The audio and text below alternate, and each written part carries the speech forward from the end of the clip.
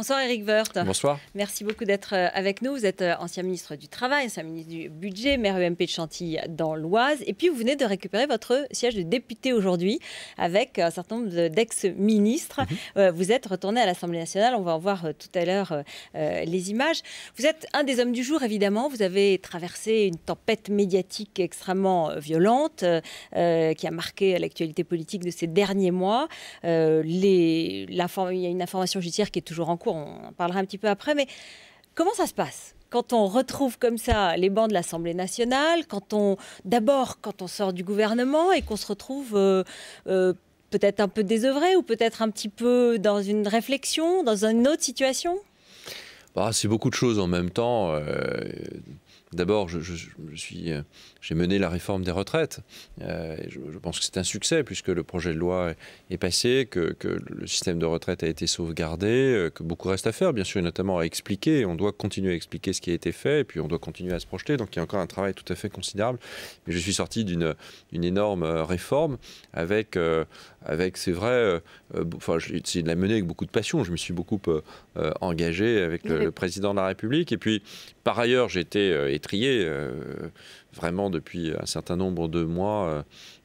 Et donc, c'était difficile sur le plan humain, je ne le cache pas. Et en même temps, j'ai toujours essayé de regarder devant. Donc, je suis sorti du gouvernement. On en a beaucoup parlé avec le président de la République. Le président de la République qui a dit à la télévision Éric Woerth m'a demandé de partir pour mieux se défendre, alors que vous disiez dans le même temps j'aimerais bien rester au gouvernement. Oui, qui était dans le vrai? Non, mais c'est parce que c'est une conversation entre nous deux. C'est une envie. J'avais plutôt envie de rester au gouvernement, parce que quand on est un acteur politique, finalement, c'est quand même dans l'exécutif gouvernemental que alors le on peut le plus exprimer. n'a pas dit la vérité. Oui, mais en même temps, si, bien sûr, le président, il dit toujours la vérité. Oui, j'imagine. J'imaginais cette réponse. Mais en même temps, enfin, quand même, là, c'est pas on tant, en a discuté. Donc ma situation était un peu particulière. Elle ne correspondait pas à celle des autres ministres. J'avais mené une réforme plutôt bien. J'avais été ministre du budget plutôt bien aussi, je pense, j'espère en tout cas. Et puis de l'autre côté, il y avait une affaire extra-gouvernementale en dehors qui venait comme ça m'accabler. Et donc j'étais une cible, et je crois qu'il n'était pas très urgent de continuer à être une cible, au moins de façon aussi importante que quand on est au gouvernement. Ça ne veut pas dire que l'histoire est terminée, elle n'est pas terminée. Bien entendu. Et en même temps, ça me permet d'avoir un peu plus de temps pour le faire. Donc avec le président, on a échangé là-dessus. Et moi, j'ai convenu cela. Donc j'ai mollement insisté. Très mollement insisté, pour tout vous dire. Ça vous donne un peu plus de temps pour réfléchir à votre défense, à la discussion. Bon, je précise qu'aujourd'hui, il y a une information judiciaire, mais il n'y a pas de mise en examen, il n'y a pas de choses encore trop graves, entre guillemets. Mais il y a des soupçons et qui pèsent. Et quand ça pèse sur un homme politique, c'est compliqué. Donc du coup, comment est-ce qu'on le vit après? Parce que vous dites que c'est extra-gouvernemental. Pas tant que cela, puisque y a un lien peut-être avec la campagne électorale de Nicolas Sarkozy, dans l'aspect financement. Il y a peut-être un lien dans le conflit d'intérêts éventuellement avec votre ancien poste de ministre du Budget. Donc c'est assez politique quand même. Oui, tout ça est très politique, mais l'utilisation qui en a été faite par le Parti socialiste a aussi été très, très politique. Mais c'est beaucoup de choses en même temps, et je pense qu'on n'a pas le temps d'y revenir. Et puis, j'ai pas envie d'avoir la tête en fait là-dedans, pour tout vous dire. J'ai envie de me détacher aussi de cela. Je n'ai pas être empêtré dans tout cela. Je ne vais pas m'enfermer dans tout cela. Donc il y a une information judiciaire. D'ailleurs, on est passé du tribunal de Nanterre au tribunal de Bordeaux pour des raisons internes à la justice. Je crois qu'à Nanterre, ils avaient fait plusieurs mois d'investigation dans tous les sens. J'espère en tout cas, j'espérais que ça allait se terminer. Et puis maintenant, on repart au tribunal de Bordeaux. Bon, moi, je suis à la disposition des magistrats. Et puis, je réexpliquerai ce que j'ai déjà expliqué. Non, je n'ai pas de nouvelles.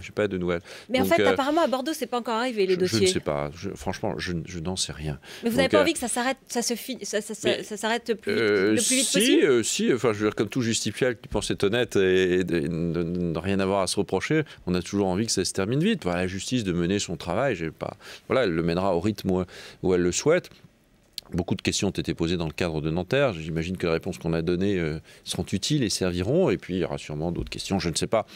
En tout cas, la justice de le dire. Moi, je me sens extrêmement solide et serein sur le fond. Car quand on résume les choses, on ne me reproche pas grand-chose, en réalité.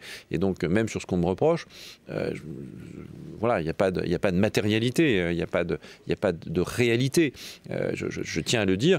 Maintenant, il faut que les choses soient purgées d'une certaine façon. Ça, c'est à la justice de le dire. Et c'est son calendrier. Et puis en même temps, la vie est longue. Je l'ai déjà dit à plusieurs reprises. Et puis je vais m'exprimer au Parlement en tant que législateur. Et ce sera passionnant. Dans l'affaire, j'ai envie de dire, vous avez entendu la petite phrase de François Fillon qui dit « on n'a pas été bon, moi le premier », etc. Enfin bon, quand on fait une autocritique, c'est plutôt apprécié, c'est plutôt intéressant. Est-ce qu'il vous est arrivé, est-ce qu'il vous arriverait par exemple ce soir de dire dans cette affaire, à un moment donné, j'ai peut-être fait telle ou telle erreur, telle ou telle... Je ne sais pas, j'ai sûrement fait plein d'erreurs. Je ne cherche pas du tout à dire je fais les choses parfaitement, mais je ne fais pas que des erreurs. Si j'ai lu la presse depuis les 6 derniers mois, j'avais tendance à être passé du type formidable pendant 2 ans, puis tout d'un coup au type qui... On m'aurait reproché la chute de neige si j'avais été au gouvernement. Je pense très sincèrement qu'on m'aurait reproché la chute de neige. Donc à un moment donné, la vérité doit être entre les deux. Quelles erreurs éventuelles auriez-vous commis? Est-ce que vous, par exemple, quand l'affaire commence, est-ce qu'il n'est pas mieux, même pour vous et pour le gouvernement, de vous effacer pour ne pas que la réforme c'est pas à moi de le décider. C'est à l'équipe gouvernementale, c'est au président de la République pour savoir si je suis le mieux placé. Pour moi, ça n'a pas de réalité, cette affaire. Je ne me sens pas coupable de quoi que ce soit. Je suis quelqu'un d'honnête, d'intègre, et je n'ai pas à rougir de ce que j'ai fait. Et tout mon passé le montre. Donc... voilà, je me dis, un mauvais coup politique, qu'est-ce qui se passe? Et puis, bon, mais je mène cette réforme des retraites, et c'était très important que je la mène, d'abord parce que j'y ai travaillé. Vous ne changez pas les gens comme ça sur des sujets aussi lourds. Est-ce que l'opposition à la réforme des retraites, elle ne devient pas plus dure parce que vous en êtes le représentant et qu'à un moment, tout se focalise autour de vous? Enfin, oui, un peu, bien sûr, évidemment. Bien sûr, évidemment. Il y a eu beaucoup de personnel dans l'attaque de l'opposition et assez peu sur les retraites à un moment donné. Mais en même temps, j'ai toujours recentré sur le débat sur les retraites. Et le débat sur les retraites a eu lieu. Même avec ces bruits extérieurs, le débat sur les retraites a eu lieu. Il a eu lieu à l'Assemblée nationale, sur le fond, et il a eu lieu au Sénat pendant 3 semaines, nuit et jour.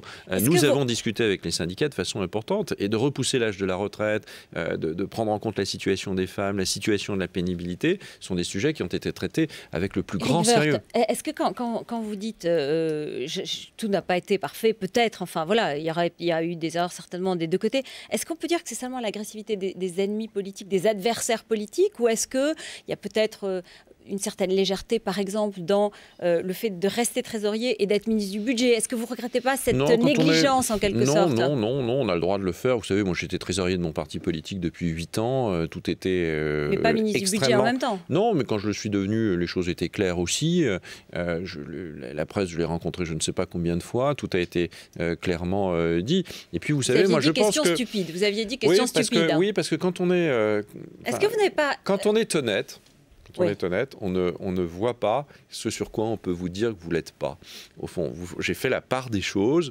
Il n'y a pas de lien. L'administration française est une administration qui est une administration suffisamment bien organisée d'ailleurs pour ne pas céder à quelque tentation que ce soit. Donc parfois, voilà.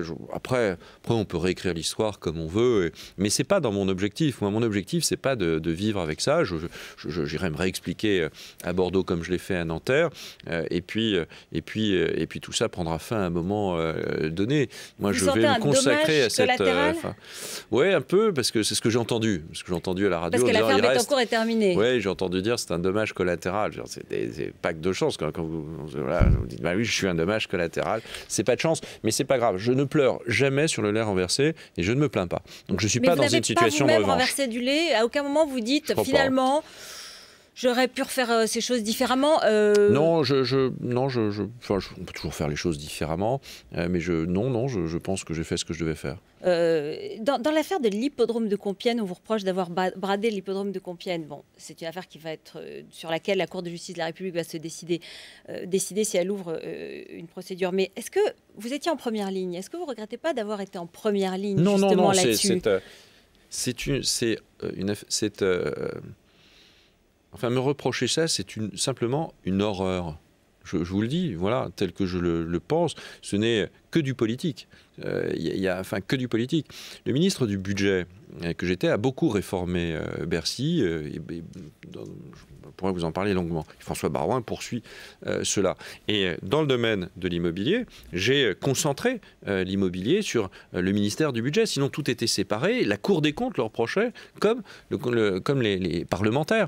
Donc l'hippodrome de Compiègne était tout simplement un terrain appartenant à l'État sur lequel on faisait courir des chevaux. Mais en quoi ça doit être propriété du contribuable? À quoi ça lui sert quand on croule sous les dettes et quand en plus on a des dépenses pour réhabiliter l'immobilier de l'État? Donc on doit vendre de l'immobilier de l'État, des terrains de l'immobilier. Et c'est ce que j'ai fait à hauteur de 300 ou 400 millions d'euros. Ce que l'administration de Bercy a fait sous mon autorité. Et cet hippodrome, il était vendu comme d'autres biens immobiliers.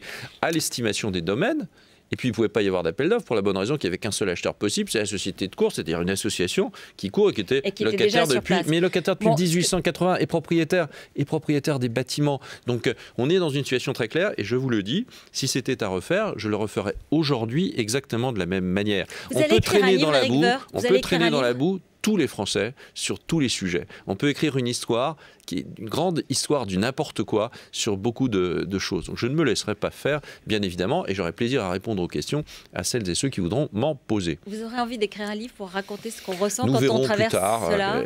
Je verrai, c'est pour ça que, vous voyez, à vos questions, on pourra y répondre très très longuement, et à un moment donné, je m'exprimerai, bien sûr. Mais pour l'instant, il y a un temps judiciaire, donc je m'exprimerai le moment venu. Et le temps politique, alors, le retour à l'Assemblée, c'est quoi? Les dossiers fiscaux, la réforme fiscale, ou au contraire complètement différent? Il faut prendre du temps. Vous voyez, je reviens à l'Assemblée, c'est pas pour retrouver un agenda surchargé d'un grand ministère. Donc je vais me consacrer.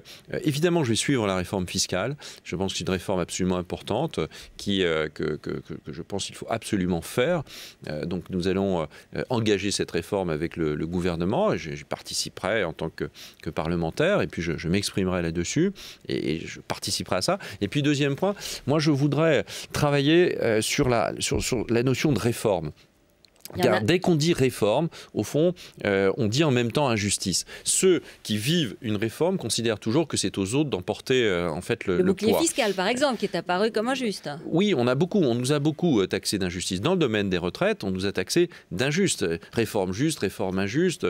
C'est fait un ping-pong comme ça qui était à la limite insupportable parce que c'est un terme très important, la justice. Alors qu'on a tout fait pour que ce soit une réforme juste. Donc il faut à un moment donné, quand on réforme, essayer de montrer qu'il y a à la fois de la justice et à la fois de l'efficacité, expliquer pourquoi. Je vais aller à la Commission des Affaires étrangères parce que je voudrais regarder comment dans d'autres pays on a essayé d'allier cela. Moi j'ai fait la réforme de la Direction Générale des Finances Publiques, j'ai travaillé sur l'évasion fiscale, j'ai travaillé sur sur l'immobilier de l'État, je viens d'en parler, sur le budget de l'État et sur le budget de la Sécurité sociale, sur les retraites, j'ai mené beaucoup de réformes. Et j'ai toujours trouvé qu'il y avait cette difficulté à expliquer au fond en France l'objectif qu'on a et en même temps pourquoi c'est un bienfait de réformer. L'immobilisme n'est pas une bonne solution. Je serai à fond dans la campagne de 2012.